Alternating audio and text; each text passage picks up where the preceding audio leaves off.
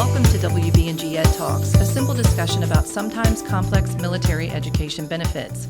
I'm Dr. Sherri Shafer, Education Services Officer for the West Virginia National Guard.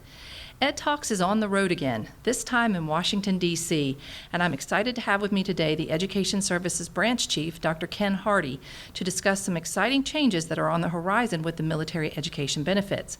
Dr. Hardy, welcome to Ed Talks. So glad to be here, Dr. Shafer. Thank you for inviting me. So it's good to be here at National Guard Bureau. This is where the magic happens in terms of policy and legislative changes. So let's take each benefit, federal tuition assistance, credentialing assistance, and so forth, and break down what you see coming down the pike. So, for instance, federal tuition assistance has some new system changes coming, correct? Yes, we have some changes coming very soon, actually. This is an exciting time for us. We're transitioning from Army Ignited 1.0 to Army Ignited 2.0, which our soldiers may not know or see that difference when you log on. You might not see a 1.0 or a 2.0, but you will be getting a new logon, a new website, and you will have to log on to the new system, which goes live, projected to go live here next Monday. Cross our fingers. Which is 26 August. Well, it's actually 29 August. So on 26 August, and I'm not sure how soon you're airing, but soldiers using Army Ignited, the current system, will end. And you will no longer be able to submit a request for FY22 TA as of that's the end of this week. And you will see that system go away. All right, you'll still be able to access it, but you won't be able to do anything in it. The new system again kicks off on Monday, 29 August, for our soldiers to begin requesting their FY23 TA requests. And it's going to look different, it's going to feel different. There'll be different functionality. Schools will no longer submit enrollment files. So whereas before you enrolled with your school and the school would send that enrollment file through Army Ignited and then you'd request TA once those enrollment files came through, it'd be different. This is going to work for some of our soldiers who were around when Go Army Ed was around. This will have a little bit similar feel and functionality to our previous system prior to Army Ignited called Go Army Ed. So our schools are going to hopefully be much more appreciative of the new system. It has less work for them. Easier to use. Easier to use for them. They don't have as much uploading. They do have to upload degree plans still, but that'll help soldiers, help them towards degree completion as well, because all those courses will be loaded, and then simply they follow along the degree plan, clicking which courses they want to apply their federal tuition assistance against. So we're pretty excited about it. Our counselors are getting accounts as we speak this week, our ESOs across the states, and we're just getting ready to kick off a new year with a new policy. All of the funding constraints with the program are anticipated to stay the same, so it'll stay a 16 credit hour program at $250 a credit. No plans to change that anytime real soon. DoD has talked about some changes in the future to increase those limits. That'd be nice. Which would be great. We've been at $250 for well over a decade. I'd love to see that 16 credit hour limit go away, as I'm sure our soldiers would too. But Army still has an intent to keep that policy restriction in place in the new system. Until that changes, we're subject to those two limits, 16 credit hours and $250. But for some soldiers who may recall, you couldn't pursue a master's degree if you had used FTA for your bachelor's degree until you completed certain schooling. Right. It was called tiering. So there was a tier 1 and a tier 2. Those tiers go away in Army Ignited 2.0. Really? Oh yeah, so that's kind of a good change for soldiers. Don't have to worry about having to complete that additional education requirement. And another thing that some soldiers might really appreciate is the GPA average that you had previously, as well as your semester hour total that you've used FTA for. You have credit hour limits. Mm-hmm. Are going to go away, and you're going to come into the system with a fresh slate. So your GPA is cleared out, your semester hour limit's cleared out. Now, of course, you still can only get one degree at each level. So how many courses they want to take. But you still, for those that might have had some constraint there with their previous GPA, or maybe running against that semester hour limit on total hours that they're authorized to use, that might be some happy news. Catch a little break, right? Maybe, yeah. So what does this mean for the credentialing assistance program? So for credentialing assistance, we're looking forward to bringing that into Army Ignited 2.0, and I'll refer to it as 2.0 just so for clarification. Right. In on or about October 1st, they're hoping to bring that in. So soldiers right now can't submit requests. We closed CA for FY22 a few weeks ago, and 23 is basically still pending. The focus was to get TA functional, and that's the goal for the 29th of August, to get us all functioning in TA in the new system. And then all efforts, once that's all working good, we'll shift to CA to kick off CA in the new system. Like I said, on or about 1 October. Now, soldiers can still go in, by the way, just so for some clarity, soldiers will still be able to go into Army Ignited 1.0 and see what they've submitted, previous requests, previous historical use. You just can't, again, submit a new request. All right, so 1.0 will be shut off for that on the 26th of August. But still be visible. Still visible, and we don't know how long, so if you do have a reason to go in there or want to see some stuff, the plan is to import all of your historical information into 2.0 over the next couple of months, and then eventually phase out 1.0. I know in West Virginia, I've been counseling soldiers. If you're having issues at this point prior to the 26th, go ahead, take screenshots, take notes. So just in case. Just in case it doesn't come over. Historical documentation. Yep. We've been telling our counselors too, anything that's in 1.0, action as many of those requests as we can before the 26th when everything goes away. So yeah, I was trying to do one here this morning from NGB, so trying to help one of our soldiers this morning. So what about GI Bill? What do you see happening with those benefits, the short term and the long term? So GI Bill is a very different program run by the VA. We do have some flexibility with our kicker program, of course, for 1606. But there has been some movement to transition 1606, which is the MGIB Selected Reserve, into post 9/11, which is very exciting because we have a lot of soldiers who haven't deployed, right? Haven't served on active duty, and they only get that MGIB 1606 Selected Reserve program. It's a good program. It's a good option, but obviously we know it pays much less per month, right, and provides much less in benefits for soldiers. So our hope and our plan, our long-term plan, is to create a one GI Bill concept. We're working with the VA on this. VA has proposed legislation on it. We have proposed legislation on it, and we hope to just come to agreement in terms on what that new legislation will look like. What tier would reserve component soldiers come in at? We know that active duty soldiers come in at 50% once you have 90 days of qualifying service for post 9/11.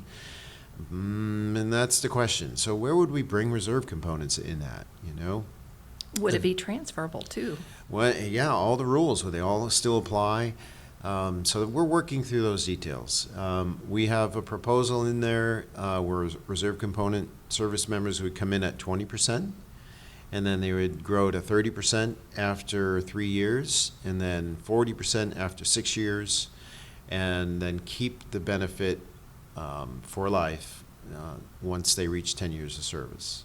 So that's what we're hoping works. We're really working with the VA on this to try to come to agreement on what that one GI Bill would look like. What would our reserve component members be entitled to? Because this is not just Army National Guard. This is all 7 reserve components. So it's definitely not just an Army National Guard initiative. So we hope that that's what the future will be. Makes it easier for the VA to administer, for counselors to administer, and it expands benefits for our reserve component service members. And you said it would essentially then sunset 1606 and 30 as well? 30 sunsets anyway, in 2025, I believe it is. So 30's on the So way it's to gonna go. sunset. So we're like, well, right behind it should be 1606, and let's have post 9/11 be the benefit of choice for all service members. But there has to be some equity to it, and that's where we're struggling a little bit. You know, there are differences in active component and reserve component benefits. There are differences, but it's where is it fair, you know? And Right. the VA wants to keep reserve component members at 20%, and we don't feel that that's appropriate. We want reserve component members to at least get up to 40% through their service, just like active component members tier from 50 to 100. We want our reserve component members to tier from 20 to 40, and then as soon as you have 90 days of active duty service, you'll jump right to 50. So I guess we cross our fingers and see what happens. we see what happens. Yeah, we'll keep fighting. So Yeah.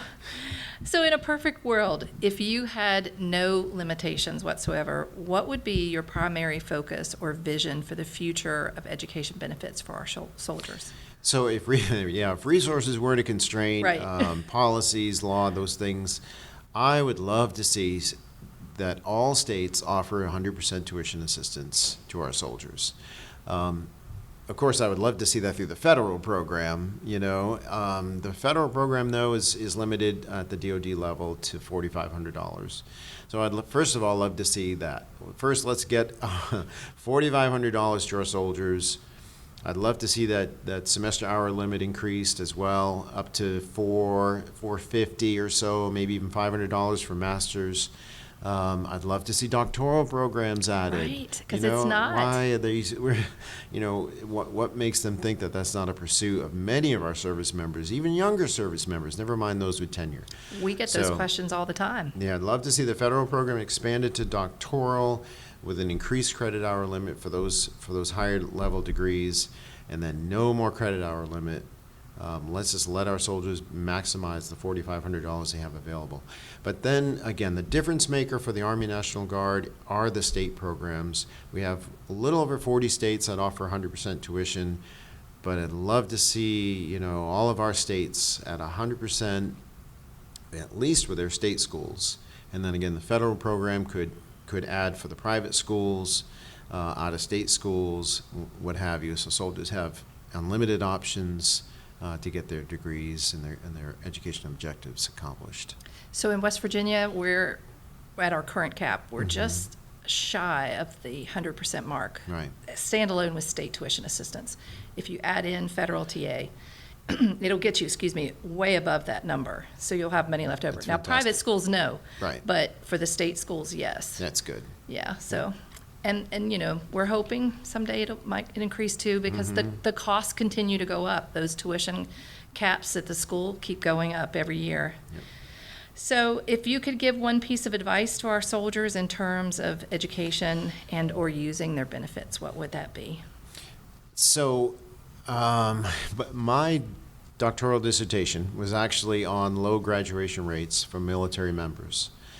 When I did the analysis to even come up with this topic, it's not a hugely significant difference between a military member and just a non-military member, but it is a difference.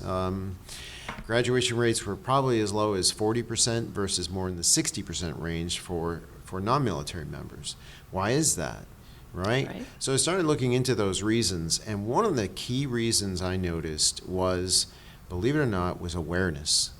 Awareness of benefits that they're eligible Really? for. A lot of them won't even start the program because they feel it's too daunting, the cost is prohibitive, I'm never going to get there. I don't have the resources to even get there. Or I start and I run out of resources, right? And that's true, right? A lot of our programs, unfortunately, don't fund all the way. Well, we get a 16 credit hour program with federal, right? So that takes care of a semester. What about the other semesters, right? Especially for states that don't have a state TA program. But I will tell you, it is, and we talked about vision. My vision is, again, for soldiers to get their degree, whatever that is, whatever their goal or objective is, whether or not it's an associate, a bachelor's, a master's, or a doctoral degree, with as least out-of-pocket expense as possible. So how do you do that? right? That's the question. This is not an easy, navigating the education landscape is a degree in itself sometimes, right? Figuring out all the benefits and what major do I choose, and is that going to be What school do I choose to get there, right? What program?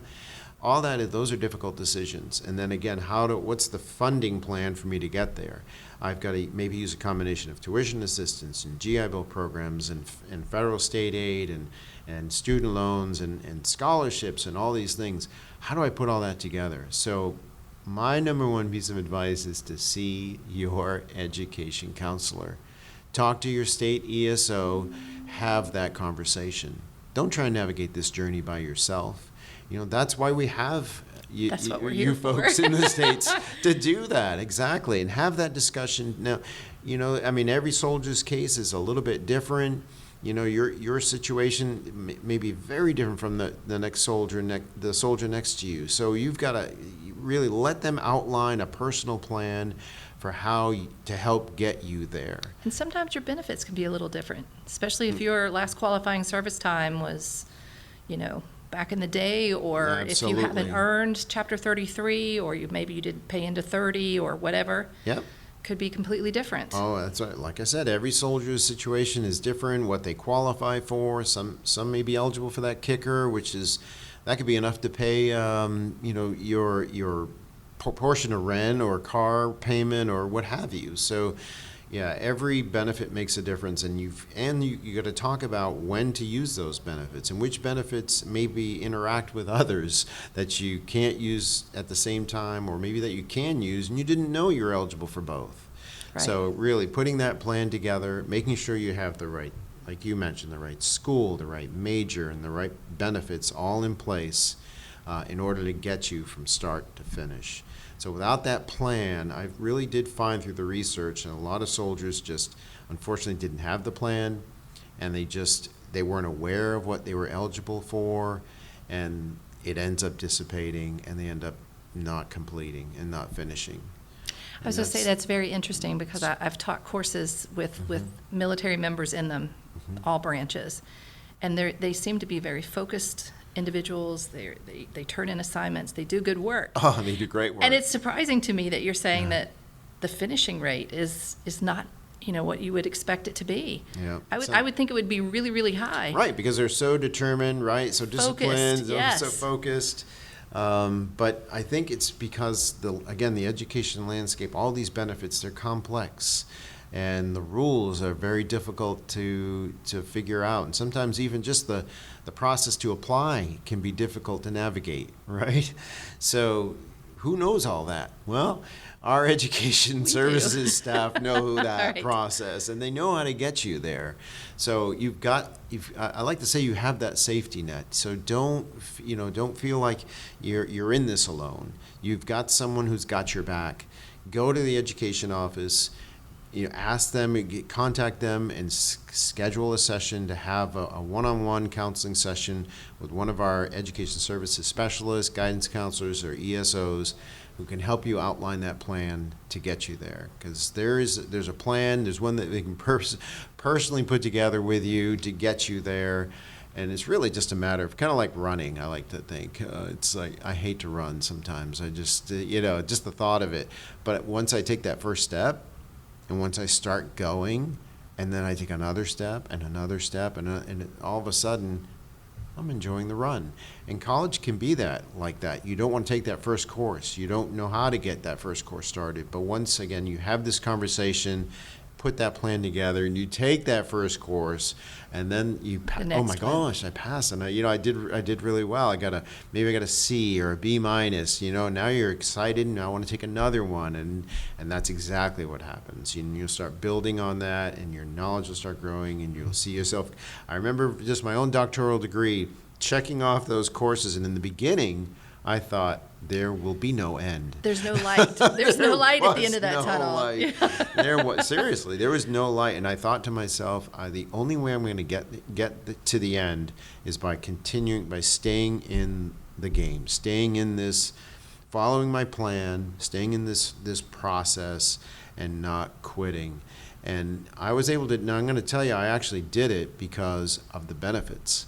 From my bachelor's degree, which was paid through the Massachusetts state tuition waiver, through my master's degree, which was paid through federal tuition assistance, Nice. to my doctoral degree that was paid with the post 9/11 GI Bill. GI Bill. So I got there, I got to the end state through those benefits. Fortunately, again, I had good guidance along the way that showed me that plan of how I could get there with very little, if very little out-of-pocket expense. And I was able to finish a lot of the goals and objectives I had. And our soldiers can do the same. Well, that's fantastic. Yeah, very exciting. Well, Dr. That's Hardy. why I love doing what I do.